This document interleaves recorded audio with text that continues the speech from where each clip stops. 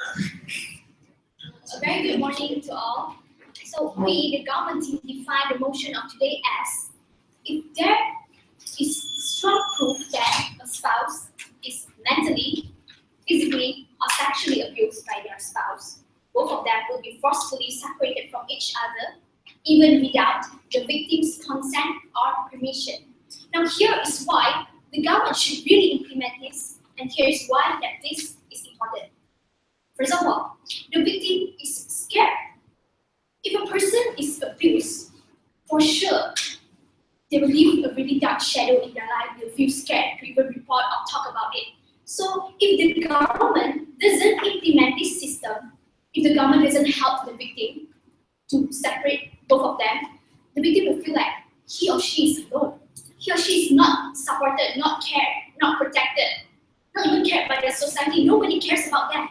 But if the government knows the abusive relationship and forcefully separate both of them, the victim will feel like, oh, there's somebody that actually cares about me. There's somebody that actually gives attention to me. So it's that if the victim is separated from their abusive spouse and they will go outside, they realize that there's another more magnificent, more wonderful world outside waiting for them.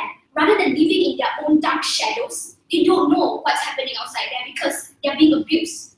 And they don't even dare to say no or to leave. This is why the government should help them. And if the victim the government implement the system, the victim goes out and find a more wonderful life, be more happy, the victim will actually feel grateful, happy, and they will do their best to help the society.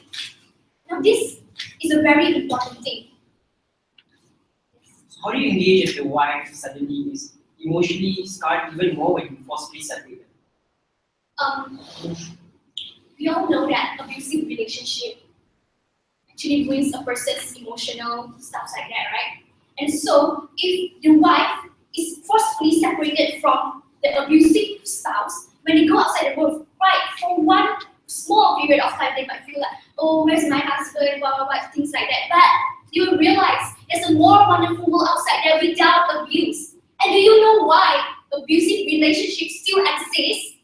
Because the government doesn't forcefully separate the spouses. Because they don't realize the importance of this thing. They don't forcefully separate them. That is why this method still exists.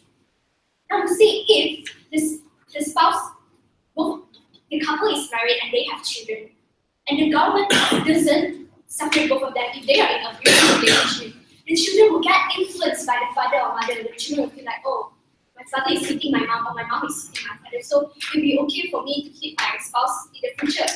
That is actually very, very wrong. Because our future, our country will be ruled by those children who will eventually grow up, be teenagers, and be rulers of the country. And if they have this mindset that abusing is okay, what will our country be like? Can you imagine the outcome if the government doesn't forcefully separate a spouse from the abusive other? This will be a very, very serious problem. Because our country will be ruled by abusers. What do you think about that?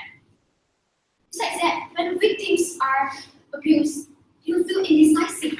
If the choice is in your hands, and if of course the abuser will know that the victim can choose or not to leave their spouse. Of course, the victim will try to persuade, brainwash the victim that don't leave me, it's okay, abusing is very normal. That's actually very wrong. So if the government doesn't really forcefully separate both of them, the victim will feel alone, scared, not helped by anyone. And this actually helps the abuser to abuse more. Now you see, if the victim is abused mentally, he or she will get a mental disorder, get depression, and might end up hanging out himself or herself. And if he or she is abused sexually, he or she cannot stand it and eventually hang out herself or himself. And if he or she is abused physically, they might end up dead, abused. Now this, if the government doesn't implement the system, it actually helps the abuser from abuser to murderer. It helps promote crime. And I don't know why there's still people outside there that give the spouse a chance to choose to leave or to not, because abusive relationship, abuse this word, domestic violence, this word is not right. Now you see, so that is why the government should really force the spouse to leave the abusive other, because this helps the victim and it also helps the abuser to realize some abusers, they might be like, because their parents are in an abusive relationship, so they are influenced. So if they abuse their other half and the other half is separated from them, they will feel like, why is this happening to me? Is abusing wrong? This helps the abuser to come to their senses that abusing is wrong. And this is the way that the government can eradicate abusive relationship, eradicate domestic violence. Now, before I rest my case, I would like to reaffirm once again that the government should implement the system that if a spouse is being abused, no matter physically, mentally, or sexually by their other half, they should be forcefully separated from each other. And with that, I thank you. I'd like to invite the leader of the opposition.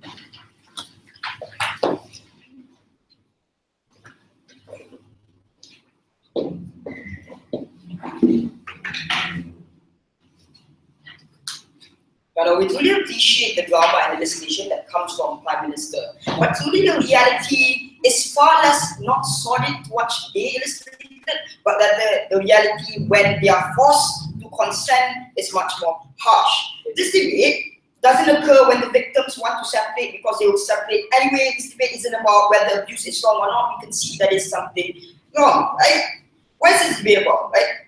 Before that, let's move on to a few rebuttals. So what's the problem coming from side of government? Firstly, she never gave us the analysis why spouses would stay, but rather she talks about the harms of them staying. Second problem, it was that there was no map to begin with. So we didn't. So she didn't give a true illustration of whether or not these spouses can reintegrate back, can they go back, or what's this matrix of them? What's clear evidence of being abused, right? Because it's very subjective, and I'll tell you why. So I promise you that my rebuttals will be integrated along with my speech. First, principal argument. We say this was the main clash in today's debate. Why consent is justified? Firstly, we say it's not coercive. This debate takes place where support structures are already there. When government has sufficiently educated women that when you go out of this world and when you separate, there will be support structures for you. Whereas if you stay, government will still support you.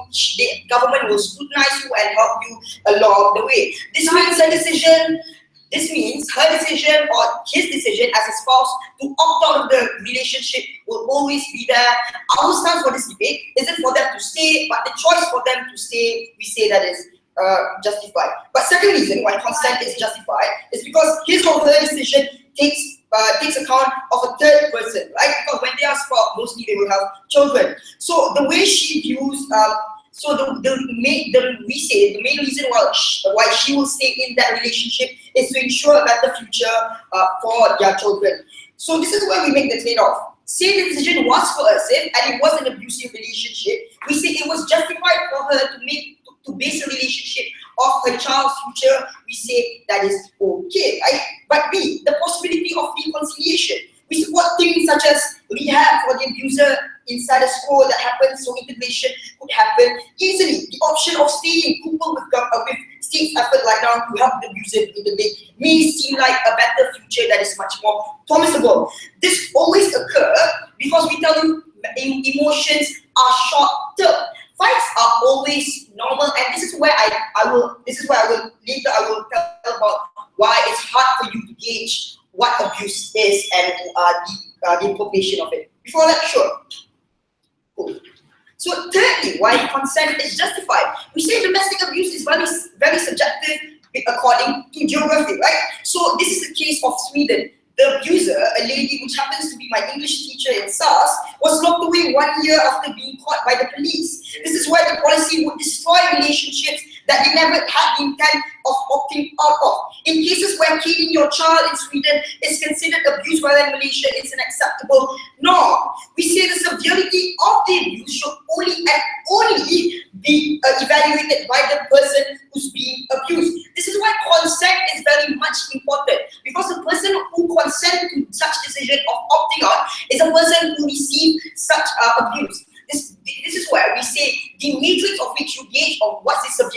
abuse is very important because the story could get bloated up, right? So caning a child could lead to him having a bad future, him caning other children. We say that is very much subjective, right? The reason why they cane or they discipline the child in those ways. So things that shouldn't even be considered child abuse are considered child abuse according to place. So this is where we say when the person who's being abused or say being abused, not being abused at all, wants to talk about that's why we want choice. Before that, no. So state government needs to defend a world where the person being abused will be worse off. This is the nuance they need to engage with. Why? We say there's limited support compared to she wanting to stay. So the tenacity you require to rebuild your life after separating is really hard. So organization does exist, but the number of people they support are very much limited. So the organization in Louisiana who helps 500 women can't accept more than 500 women per se that year. So this means other women who are being abused that are forced out of those kinds of relationships. Cannot find other support structures. That's why we say that's why we see people being abused to stay in that relationship, right? They didn't even give a map on how they're going to support the number of people opting out of relationships. How then are you supposed to cope with the number? But secondly, you miss the chance of reconciliation. We say this is emotionally damaging because we would assume this would undergo like court cases where there's a restraining order, the spouse cannot get closer to the other spouse, or the child custody, such. So this is where we say, given that in cases where they don't want to opt out, but state forces them to opt out, emotional scars are much more permanent, permanent on your side. This is when the chance of them staying could be much more, is much more permissible than them opting out. So why is this detrimental? We say the support structures post-separation would be less because it's limited, because most bodies would only because most bodies, according to place, are less likely to help you. Why? Because it's a norm, right? So in patriarchal societies, it's viewed as an abomination for you to separate from your husband. That staying in relationship is good. We say when decisions that are made based on those external factors are justified. So we say the comparative is, under government, the woman is far less likely to have a much worse life in the future, or on the outside, they are allowed to choose and see all their options before coming to informed choice. We say the latter is what side opposition fully supports. Yeah, with that, I'm proud to propose.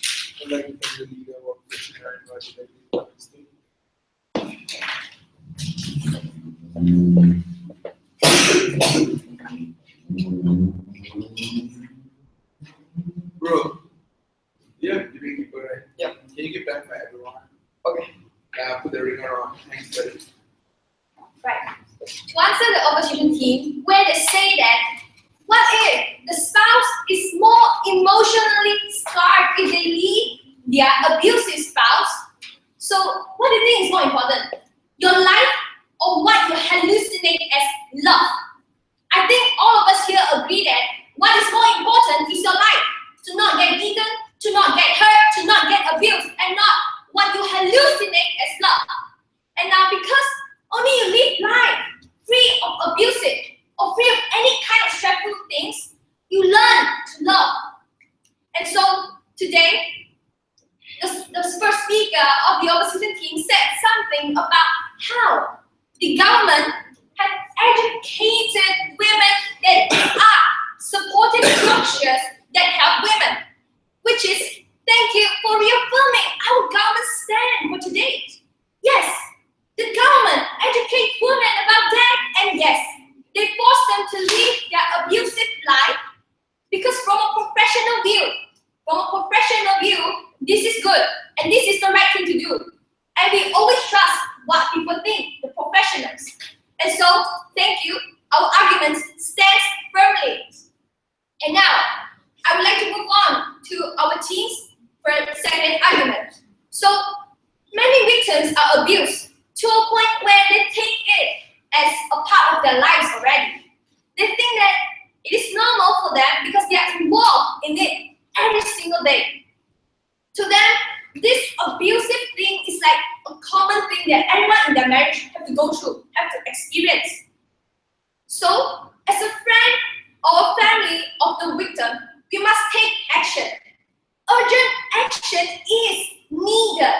If the victims don't realize that this is wrong, this is not normal, but we know that this is wrong, we must separate them immediately before anything worse can happen, before something like the suicide or they kill themselves because they cannot take this anymore.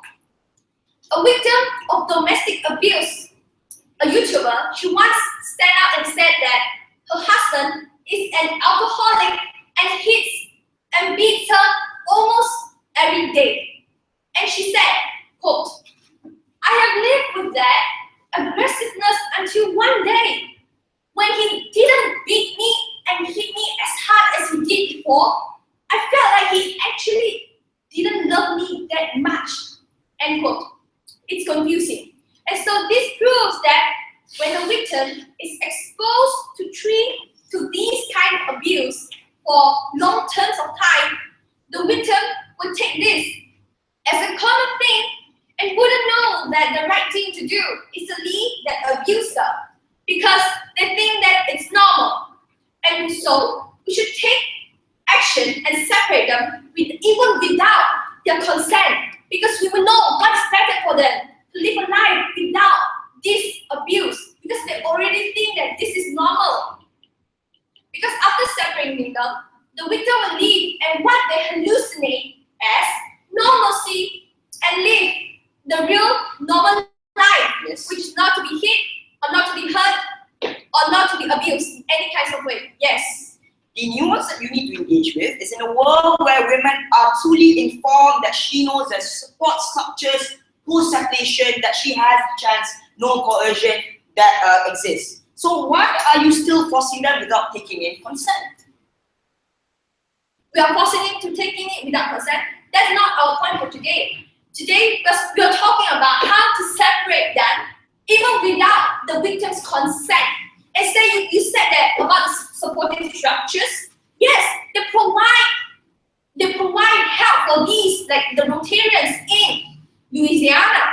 And so the way you put the POI is like making that you think abusive is common and you think that it should happen every day. That's what your POI is talking about. That's the message you're trying to put forth, and it's wrong. And now moving into my elaboration.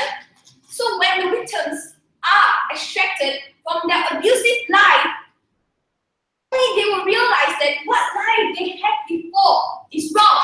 And when they realize that, yes, I should not be abused, I should not be hit, this is not normal, I should not bleed every time my husband comes home, I should live like my friends, have wine, enjoy life. And so, after all, they will think those who have forced them to live this abusive relationship and lead their life towards a better one. And so, with that, I end my case, and I must say, our argument still stands strong. Thank you. I like it when the dialogue with that.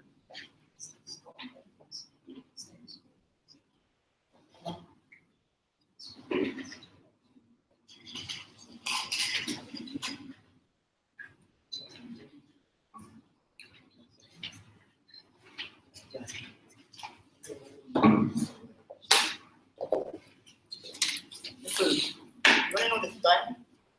Yeah, okay. Isn't there an alarm? Like, Yeah, there's. okay, cool. That's enough.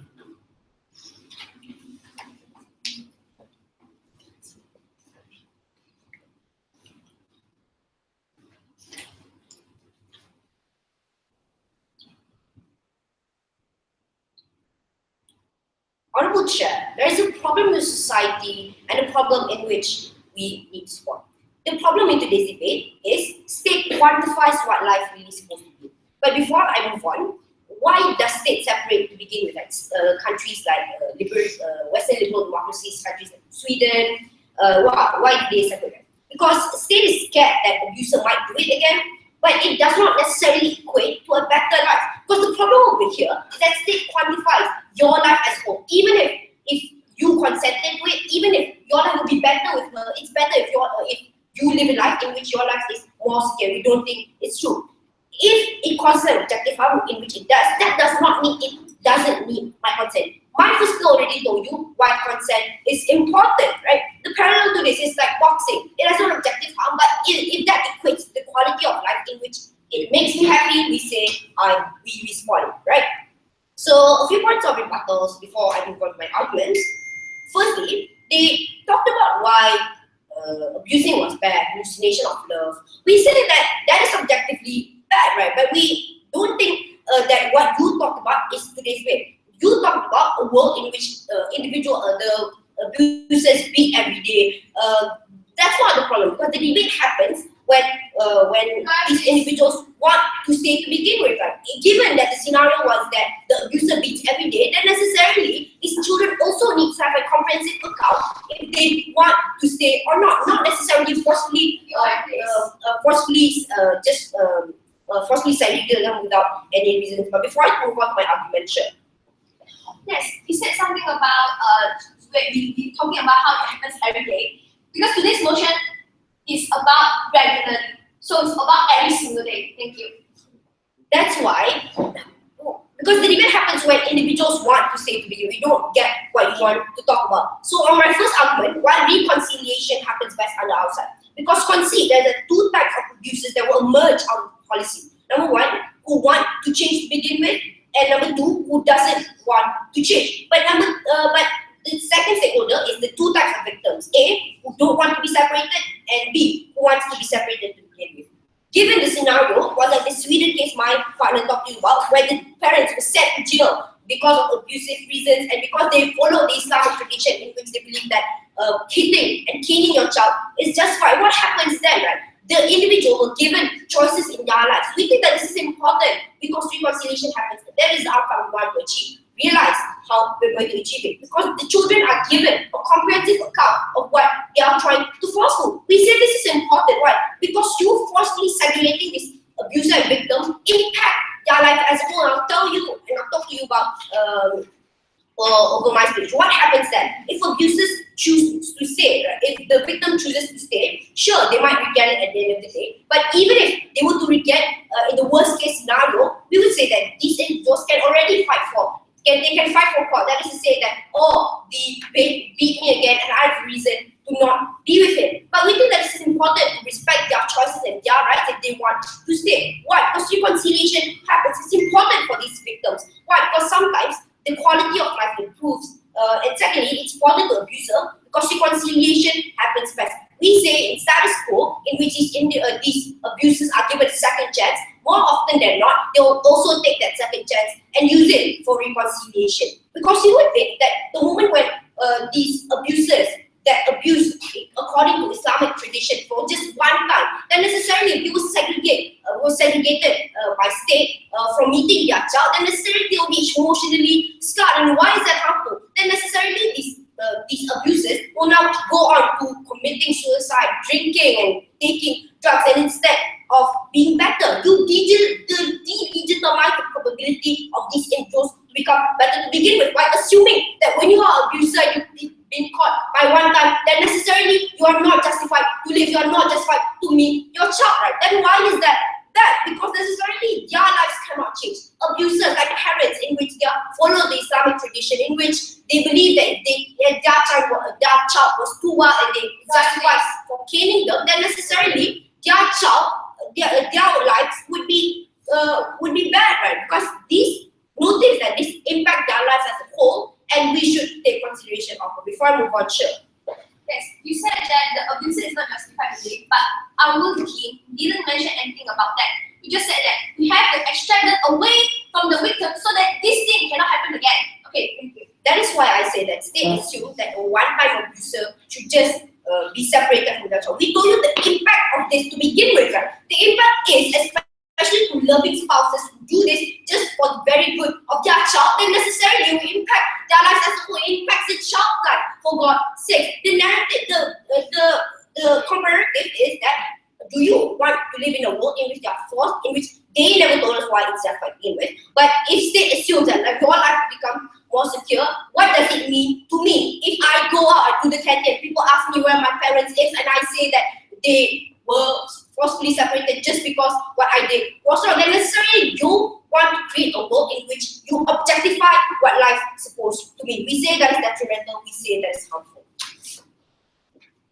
I'd like to invite the doctor.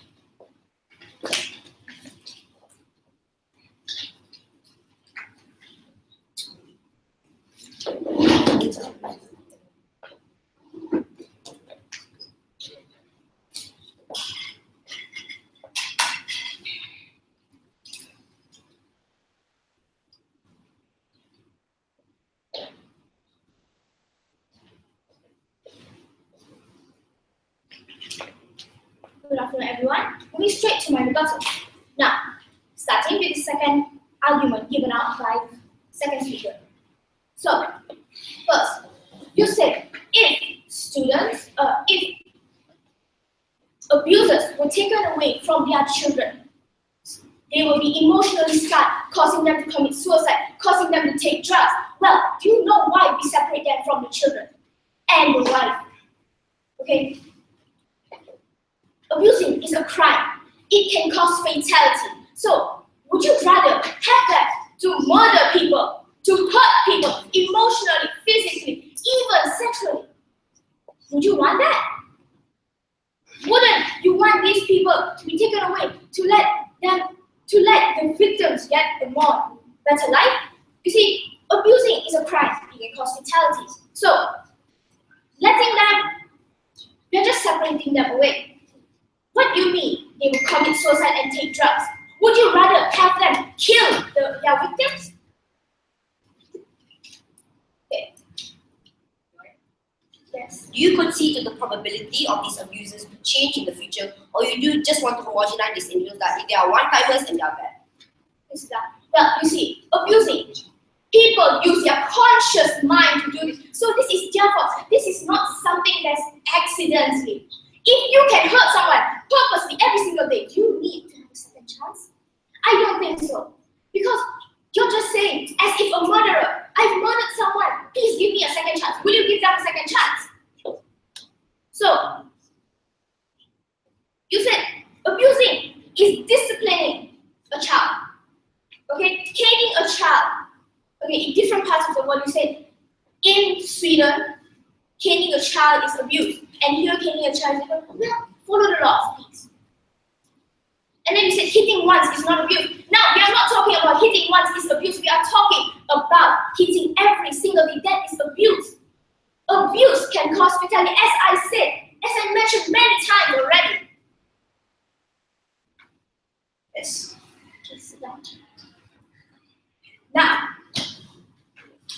that's what you said.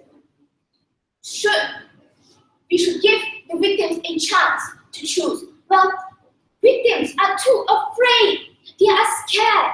Okay, that their abusers will come back and hurt them more. Especially mothers. They have children. So, if you do not forcefully help them, forcefully take them away from their abusers, you are just letting the abusers abuse them. You see, people are not dared. People who are victims are not daring enough to fight against their abusers. Why? They feel that they are lower. They feel that they do not have enough power to fight against. So that is where the government comes back in. The governments have to help them. Not just let them suffer more. Let their children suffer together. That is just, I don't know why actually you want that. Yes. Yes. Given that the motion calls for the context only exists when there's sufficient and strong evidence, status quo allows for punishment of the abuser and also rehabilitation. Why can't that help and reconciliate back the relationship? See, now, you are saying you need strong evidence. If a person gets abused every day, that's strong evidence. Okay, people who can give strong evidence are the neighbors. You can, if you see your neighbors get beat up by their husband every single day, you can tell the police. You can ask for the government to come and help. And then, why? Why would you want to give people who consciously make the decision to hurt someone, give them a second chance, let them go to rehab? You know, there are many people who just come out from rehab and still do the same thing. Rehab, yes, it helps in certain times, but there are many people who just don't care about it. And people can choose to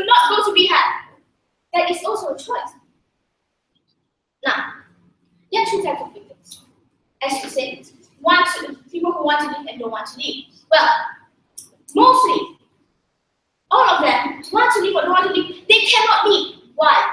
They are afraid. Yes, every single people who are abused, they want to leave, but they are too afraid to fight against their abuser. This you just cause them, if the government doesn't come and help, you just cause them to get more hurt, get more suffering from their abuser. And then you said we have to respect their choices. Yes, of course, respect their choices, but this, people are too afraid to voice out their choice. If you see someone so afraid of their abuser, but yet they say they don't want to leave, are you just going to leave them there and feel like it's okay? They don't want to leave. They might be hurt, bleeding every single day, but let them. Why not? Since you want to respect their choice, as you said, and just let them choose. People are too afraid to voice out their choices. Why? Fear. Fear can cause so many things. Fear can cause them to just kill themselves instead of just asking help.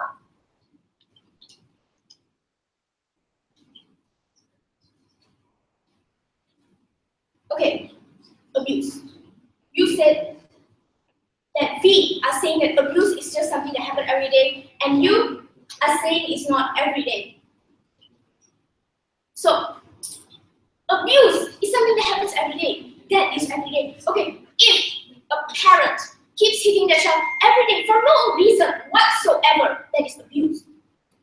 Okay, in the Asian culture, yes, I understand. Here and there, your parents will hit you, but they will not hit you to a point of death. They will not hit you a point where they cannot stop. They still are in their right mind. Now, people, in their right mind. Parents who hit their children, abusing them, is in their right mind. And parents who don't abuse, like in Asian culture, some parents sometimes just, when you do something wrong, you do something very bad, your parents might just slap you one time. But abusing is different. Abusing includes kicking, punching, just hitting them for no reason, letting them get hurt every time and then not stopping and feeling even happy about it. Now, before I rest my case, I would like to reaffirm that the government team, highly and completely agree with today's motion where if there is strong evidence of domestic abuse, this House will forcefully separate victims from their abusers even without the victim's consent. Thank you. I'd like to thank the speaker for the speech. Now I invite the up with conclude this debate.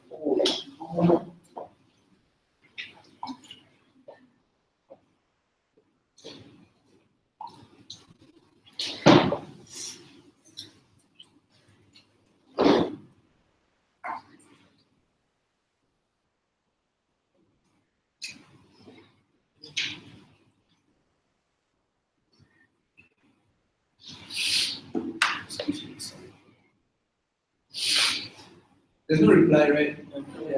Yeah. Yeah.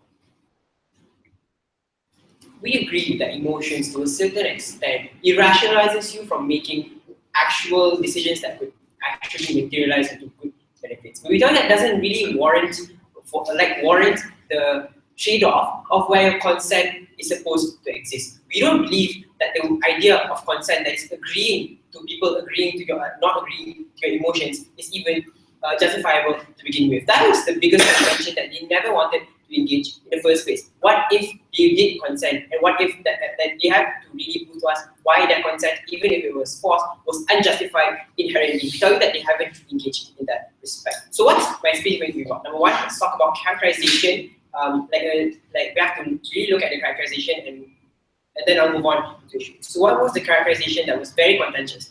It was the roots of the problem. Because they wanted to say that people who don't agree to being separated is necessarily by the cause of that they believe that no one cares about them, so they will be better, or they will be uninformed of what the benefits will be outside. And secondly, that just they don't want to because they just don't want to. So why is this untrue? Because we tell you this debate happens in a world where they are informed, right? So the debate isn't about whether or not they know. The debate is about whether or not they actually, whether or not they are willing to make the trade-off of whatever they had in their previous life in order for them to pursue a better life in the future. So what do these people as victims have? They are human beings and they have responsibilities in their lives. So necessarily a woman might have children to cater to, might have like religious values to cater to. So necessarily you can fiat like the stance of a woman by saying just because it's objectively bad, because it's physical harm, that means it's justified for you to be separated. Because this woman might feel that the religious value of being abused, for example, like caning your child in pursuit of educating him, is necessarily more important compared to like the general objective harm. We tell you that the evaluation should not be upon the state completely fiating that morality is based upon objective harms. We tell you that evaluation of these victims should be assessed, even if it sounds petty and emotional. We tell you that they have to cater to our best case. So what's the worst case under their side? These people are forced to say even if they wanted to like voice out. We tell you that it's not true. Given that evidence is already clear, even if they don't want to, even if they are unable to voice out, there will be external voices voicing out for them. And even if you are talking about patriarchal societies, we believe that the outcome when you are separated will be much worse, because it will be worse off when you are seen as the outlaw of society. You aren't seen as the norm who supported the patriarchy to begin with. So let's talk about issues. Number one, who grants a better life for the victims? And number two, the principle of consent versus objective harm. So let's talk about the better life thing. So what was government's contention? We talk about two main standpoints. Number one, the emotional standpoint and the pragmatic standpoint. So emotional standpoint, it essentially stems from the idea of closure. So when closure comes from individual evaluation of the problem. So you have to understand yourself why your father hit you, not necessarily state fiating that your father hit you because he hates you. So what happens?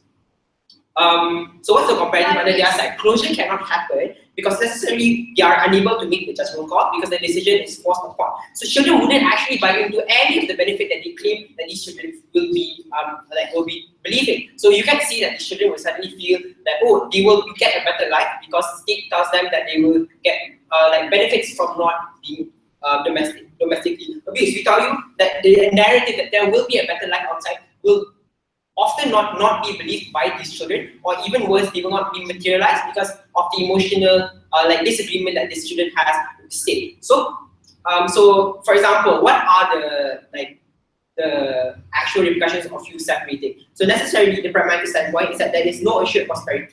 They fail to give us a mechanism to whether or not you can even assure that they will have a stable socio-economic condition.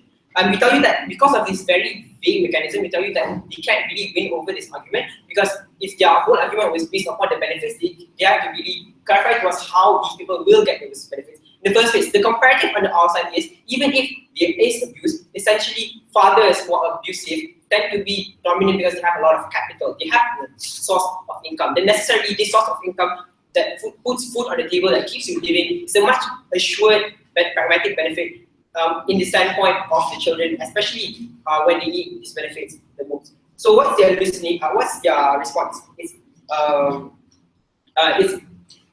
okay. So essentially we want that by breaking the deadlock of providing pragmatic standpoint of the sustainability of the children post policy, and we tell that we win that issue in that respect. So let's talk about the principle of consent versus objective harm.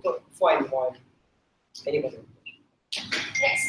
Just now you said something about the abuse, where we should really realize that why our father hits us and not because he hits us. No, actually, our question here is we are debating about when abuse happens when they beat us for no reason, they hurt us for no reason. And so how do you evaluate about that? Thank you. I think it's that's very untrue, because they always abuse for some reason. Because if there was no reason, then there is no reason for these children do not want to report in the first place. So obviously the reasons would be that there is religious reasons that I can cane you in order to educate you, and these children believe in that narrative. So we tell you that kind of debate doesn't happen because it's not realistic. We tell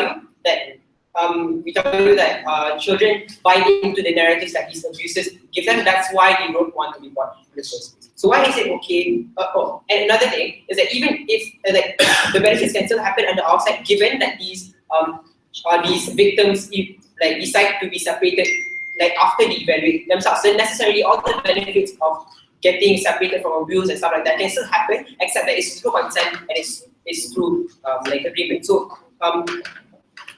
informed decision. So why is it consent that's so important compared to objective harm, even if it is objective? So we tell you that it takes into account multiple factors, and it's justifications from the abuser and from the victim itself. So comparatively, objective harm is in their idea of objective harm is that objective and cannot be like argued against. We tell you that it's very convenient for them to say, because we tell you that some objective harms can be justified through personal reasons and emotions. So it's not contingent upon the outcome, because you also have to agree that some victims of abuse do grow up to be successful people. Then how do you say that? How do you like argue that objective harm will ultimately lead to a bad life when a lot of these like children in patriarchal societies do succeed into becoming postgraduates? Right? We tell you that objective harm does not have any justification in their world, so consent must stand in this regard. Alright, guys, before you leave, can I just have the speaker names in order? Who spoke first? I don't know your name. Young White, Young Kaiser. Yes. Second? Okay. Third is Sharvina. First year? Afik. Second? Shakif. Shakif. Third? Nice one.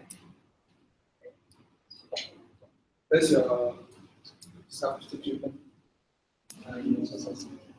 You have phone in here? Yeah, he left us. Abdullah bin Mohammed. Yeah. Alright, I'll be bye guys. Thank you.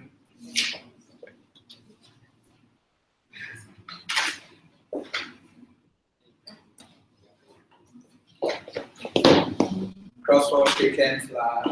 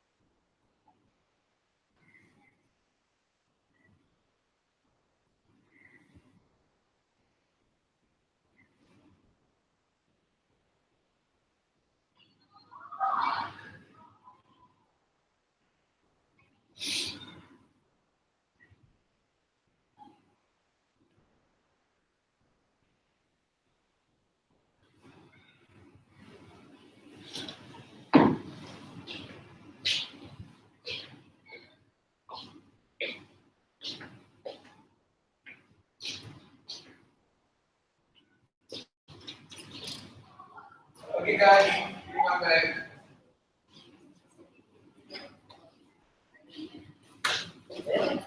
Again, one.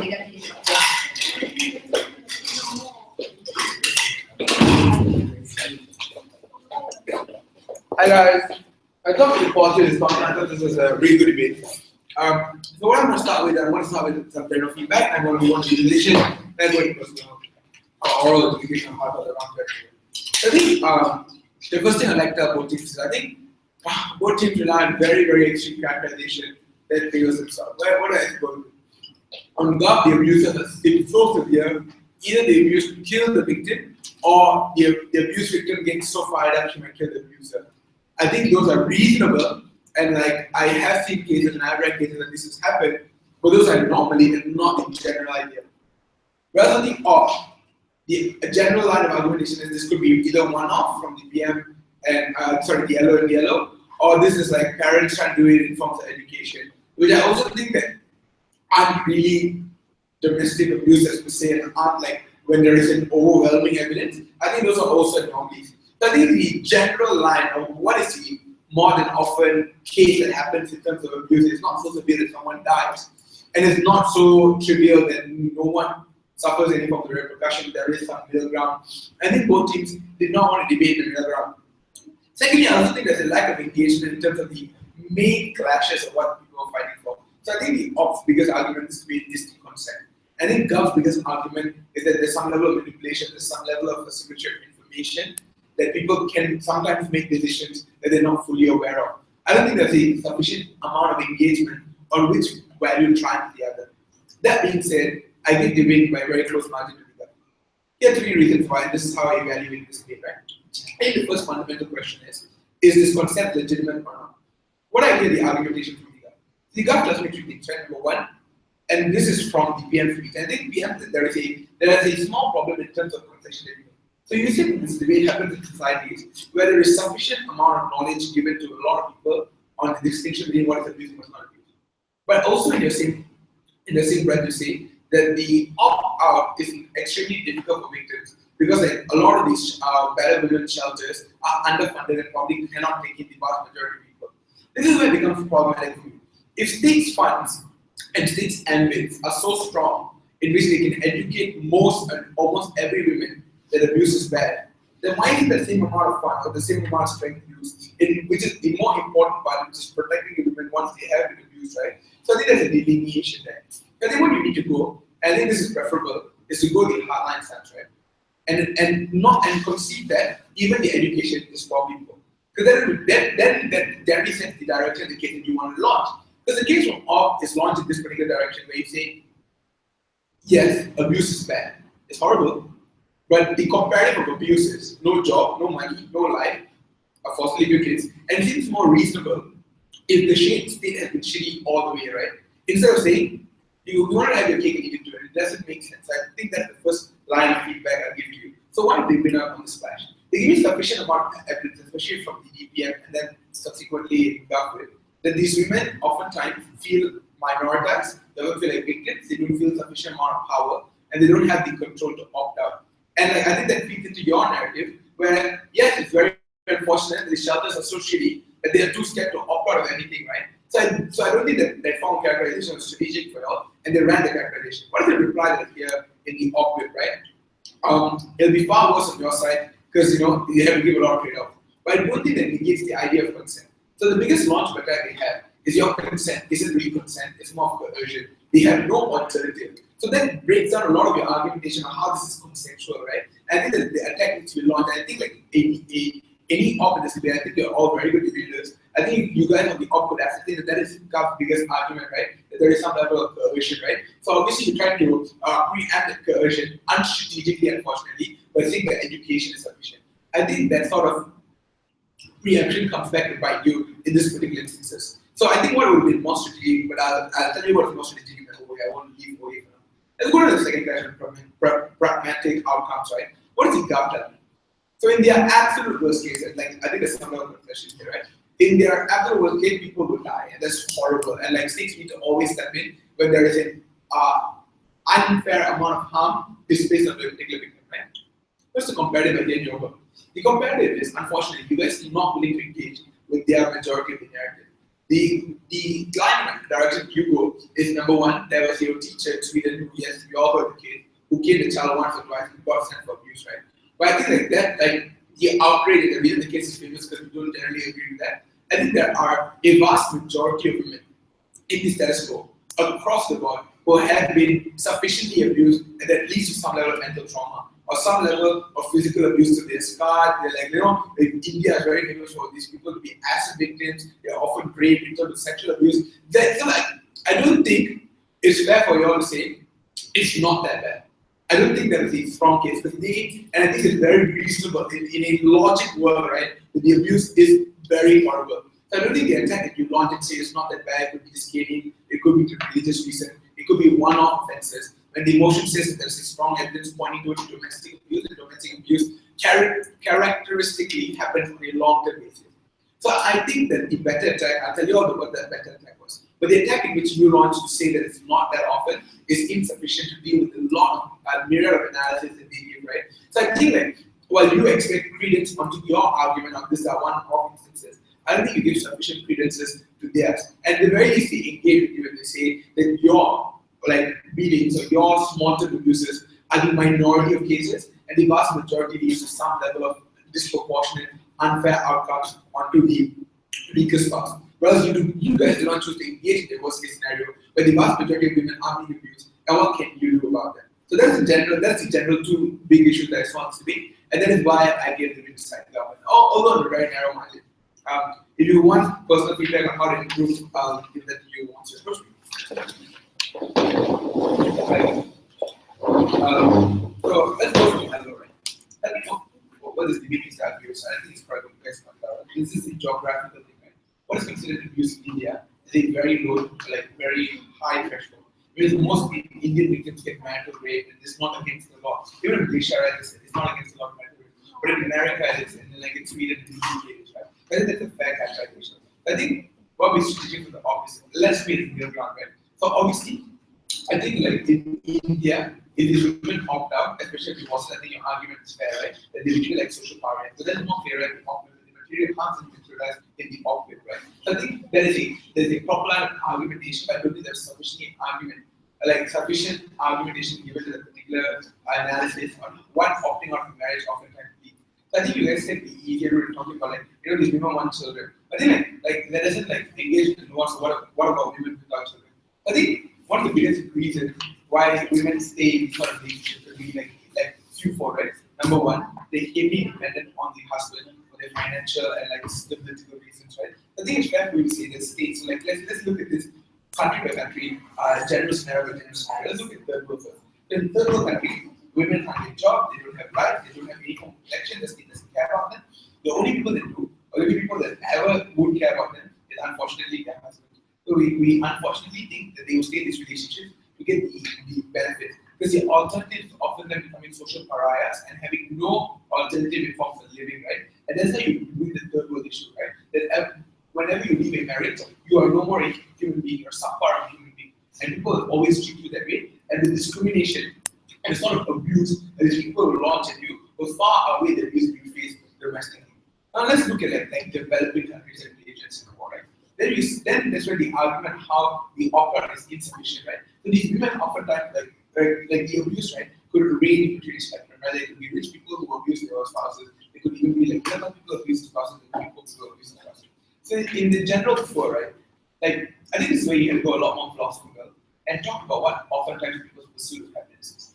I think it's not unheard of in a lot of Malaysian communities for husbands to, smack their wife, want to wife, or abuse their wife. It's unfortunate. It's not unheard of. It's something that is prominent, not maybe to your people, but maybe in certain subcultures and all this stuff. These things do happen, right? But unfortunately, these women have been sufficiently, I wouldn't say manipulated, because I think that's an unfair word for you. But have been conditioned to believe that is an okay thing for them to happen, and they don't feel the mental repercussions that come from. So it's not like in Sweden, where a staff kid will oftentimes leave to being mentally discharged, right? Oftentimes these women feel a few things. Number one thing, they change the husband, they oftentimes go towards it. They often still love their husband, don't know their husband be, and therefore the context of against the victim's consent is very important, right? I don't think there's enough analysis on how an abusive husband could still be a decent husband everywhere else, but this is has abusive tendencies, and this oftentimes incentivizes women to want to rehabilitate their husbands to be right? And they want to also not involve the law as much as possible, because having the husband arrested, the example that you guys used to use, the kids would feel a ballot is submitted. I just submitted a ballot. Huh? Oh, is the live stream off? I think hearing me feedback. Are you serious? Was my feedback live stream? Yeah, it's okay, I cut it.